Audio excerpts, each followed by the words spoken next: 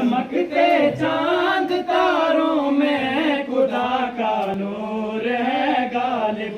चमकते चांद तारों में खुदा का नूर है गालिब। कहीं पे फूल खिलते हैं, कहीं मुरझाने लगते हैं। कहीं पे फूल खिलते हैं, कहीं मुरझाने लगते हैं। कहीं पे फूल खिलते हैं, कहीं मुरझाने लगते हैं। कहीं पे फूल खिलते हैं, कहीं मुरझाने लगते हैं। खजानों में बहारों में खुदा का नूर है गालिब। खजानों में बहारों में खुदा का नूर है गालिब। खजानों में बहारों में खुदा का नूर है गालिब। खजानों में बहारों में खुदा का नूर है गालिब। जिसने सारे आलम को सजाया है, सजाया है। जिसने सारे आलम को सजाया है, सजाया है। वो जिसने सारे आलम को सजाया है, सजाया है। वो जिसने सारे आलम को सजाया है, सजाया है। पहाड़ों आबशारों में खुदा का नूर है गालिब।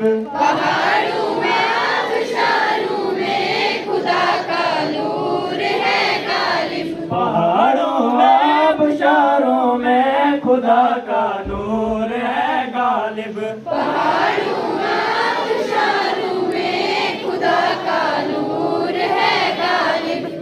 वो वापस आ जाते हैं। उनकी वापस आने की खुशी में हर जगह जगह जो है दीप जला के, दिए जला के चरागाह किया गया, रोशनी की गई, खुशी मनाई गई। ठीक है। और इस खुशी में एक सबक हमारे जो जहनों के लिए और हमारे लिए जो छोड़ा गया वो ये था कि हमेशा अच्छाई की बुराई पे जीत होती है, हमेशा सच की झूठ पे जीत होती है। वही सबक हमने आगे लेके चलना है। पहला सबक जो हमें लेके गया कि माँ बाप, अगर खुदा के बाद कोई हमारा बड़ा है तो हमारे माँ बाप हैं। हमें माँ बाप का हुक्म हर हाल में मानना है। दूसरा जो है वो ये है कि माँ बाप के हुक्म के बाद अगर चाहे आपको वो डिसीजन उस वक्त नागवार ही गुजरे, लेकिन अगर आप खुले दिल से, खुश दिल से इसे कबूल करोगे तो इंशाल्लाह ऊपर वाला जो है उसके बदले में भी आपको जरूर ऐसे इनामात अता करेगा जिनका आपने कभी सोचा नहीं होगा। तो मजा आ रही है आपको। फिर उसके बाद जो नेक्स्ट हमारा जो लेसन हमें वो ये है कि अच्छाई की बुराई पे जीत, सच्चाई की झूठ पे जीत। हमेशा सच जो है सच ही होता है। इसमें कठिनाइयां बहुत होती हैं, खास करके आज के जमाने में। आज के जमाने में जमाना ही ऐसा हो गया है, जमाना भी है, हम जमाने को बुरा नहीं कहेंगे, हम लोग ऐसे हो गए हैं कि हम झूठे को सच्चा समझते और सच्चे को। आज के जमाने में सच को सच का साबित करना बहुत ही कठिन है और झूठ को एक मिनट में सच साबित करना जो है 1 मिनट का काम है। तो कोशिश करेंगे हम सच्चाई के रास्ते पे चलें। जो हमें रामचंद्र जी ने सबक दिया, जो हमें दिवाली ये सबक लेके आती है, उसे हम सिर्फ मनाएं ही नहीं, अपनी जिंदगी का एक पार्ट एंड पार्सल बनाएं और आगे बढ़े। मेरी तरफ से आप सबको एक बार फिर, मेरे स्टाफ की तरफ से आप सबको एक बार फिर दिवाली की बहुत बहुत मुबारक। लेकिन ये भी उम्मीद करता हूँ कि दिवाली की खुशियों में आप थोड़ा सा अपनी पढ़ाई पे भी ध्यान रहेंगे। आपकी दिवाली, आपकी ईद एक दिन और भी होती है, आप समझ सकते हो कब? आप समझ सकते हो आपकी दिवाली और आप एक स्टूडेंट की दिवाली, एक टीचर की दिवाली, एक स्टूडेंट की ईद और एक टीचर की ईद कब होती है? जब आपके रिजल्ट्स आते हैं, उस वक्त हमारी सही दिवाली होती है, उस वक्त हमारी सही ईद होती है, आपकी भी और हमारी। अगर हम लोगों ने अच्छा किया होगा, हम बड़े खुश तरीके से पूरा सोसाइटी, पूरा समाज हमें मुबारकबाद देता।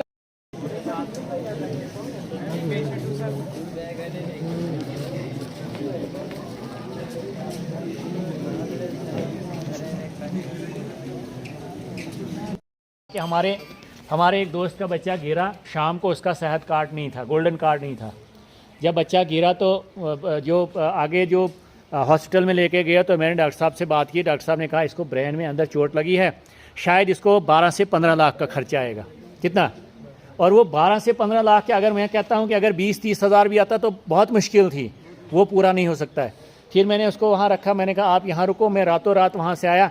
ये हमारे जो यहाँ पे जो है ये हमारा जो आगे सेंटर है आधार सेंटर, इसको मैंने फ़ोन किया, ये गवाह उस चीज़ का है। ये उस दिन 9 बजे तक यहाँ वेट करता रहा। हम वहाँ डोडा से आए, उसकी माँ का गोल्डन कार्ड बना था, उसको भी साथ लाया, उस बच्चे का गोल्डन कार्ड बनाया। फिर वो 2 दिन में जनरेट हुआ, वो वापस गया। लेकिन अल्लाह का फजल था कि फिर ऑपरेशन नहीं हुआ। लेकिन डॉक्टर ने ये बोला था कि कम से कम 14 से 15 लाख। ये आपके लिए है, जाना है सेंटर में, जाना है 2 बार, वो गोल्डन कार्ड बनवा के घर में रखना है।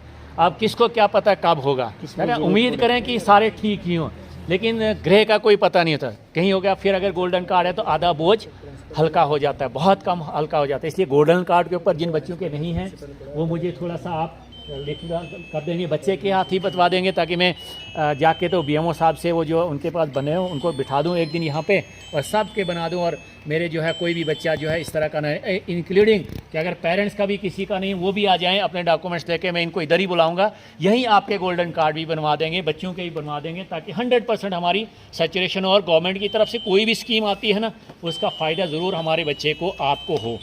तो थोड़ा सा इन चीज़ों में देखो। और कहीं आपको कहीं जैसे सोशल मीडिया पे कहीं खबर लगती है आपको कि ये बच्चे के मुतालिक है, ये हमारे मुतालिक है, स्कूल के मुतालिक है, ज़रूर हमें भी फ़ोन किया करें, हमें भी इन्फॉर्म किया करें, ताकि उस चीज़ को हम स्कूल में भी अपनाएं और हमारा बच्चा या हमारा कोई पेरेंट उससे महरूम ना रहे।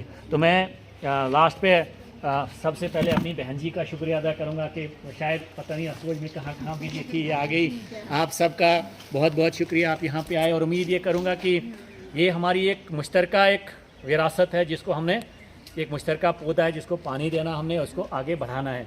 उम्मीद करूँगा कि आगे भी जब आपको थोड़ी सी तकलीफ़ दी जाएगी ज़रूर जहमत देंगे अपने आप को, और वो तकलीफ़ मैं अपनी तरफ से माफ़ी चाहूँगा कि इस तकलीफ़ के लिए। लेकिन आप आएंगे बच्चे के मुस्तकबिल के लिए, हम फिर दोबारा सर जोड़ेंगे और आगे बढ़ने की कोशिश करेंगे। आप सबका बहुत बहुत शुक्रिया, थैंक यू, शुक्रिया।